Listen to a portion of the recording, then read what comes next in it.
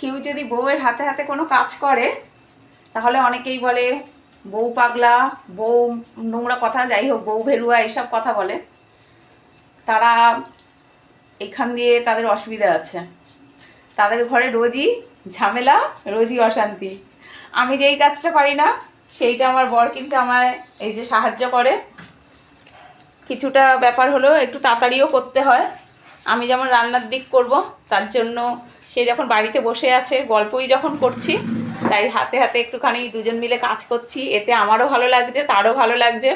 তাকে আমি জোর করিনি, কোনো কাজেই জোর করি না। তবে বাড়িতে যখন থাকে তখন আমার বর আমায় নানান রকমভাবে সাহায্য করে। কি বলবো, এইটুকুনি।